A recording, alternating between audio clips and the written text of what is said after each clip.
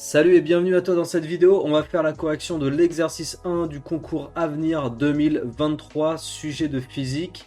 Et on est donc sur l'exercice qui concerne le sous-marin. On va avoir 8, 9, 10, 11 questions. Voilà, si je dis pas de bêtises, il y a encore les 11 questions qui sont ici. Le sujet, tu le retrouveras directement sur le site du concours Avenir qui te met à disposition les annales sur lesquelles tu peux travailler. Et on y va. Donc tout le contexte de l'exercice 1 est explicité ici. Je te conseille de mettre la vidéo sur pause, de lire le contexte et après tu essaies de faire les questions une à une par toi-même. Et après tu te corriges avec ma correction. Ah oui, je te rappelle juste, donc concours à venir, concours sans calculatrice. Les questions en général c'est 2 minutes maximum par question. Si tu sais pas, tu passes. Ne réponds pas au hasard parce que si tu réponds faux, c'est point négatif. Tu perds un point. Et si je dis pas de bêtises, c'est plus 3 points si tu réponds correctement à une question.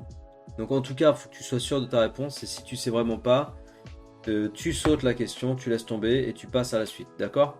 Dans tout l'exercice, là, je vais le poser. La masse volumique du sous-marin à la profondeur H avant largage de l'eau. Ils te disent avant largage de l'eau. C'est-à-dire que je vais utiliser la masse avant largage de l'eau. Donc pour la question 5, on va se mettre sur une autre page si tu veux. Hop. La masse volumique, qu'est-ce que c'est la masse volumique? C'est la masse divisée par le volume. Donc ici, la masse, elle est notée M1, c'est 10 puissance 3 tonnes. Et on va convertir les tonnes en kilogrammes tout de suite. Donc pour passer de tonnes à kilogrammes, tu multiplies encore par 10 puissance 3. Et le volume du sous-marin, c'est 10 000. C'est dit ici. Et 10 000, je vais l'écrire 10 fois 10 puissance 3 aussi. 10 puissance 3. Donc là, tu as vu, il y a plein de choses qui dégagent. Ça dégage. Il me reste 10 puissance 3. Et comme j'ai parlé en kilogrammes au numérateur et que j'ai parlé en mètres cubes au dénominateur, le résultat, il sera exprimé en kilogrammes par mètre cube. Donc 10 puissance 3, c'est 1000. 1000 kg par mètre cube. Maintenant, je vais regarder les propositions. 1000 kg par mètre cube.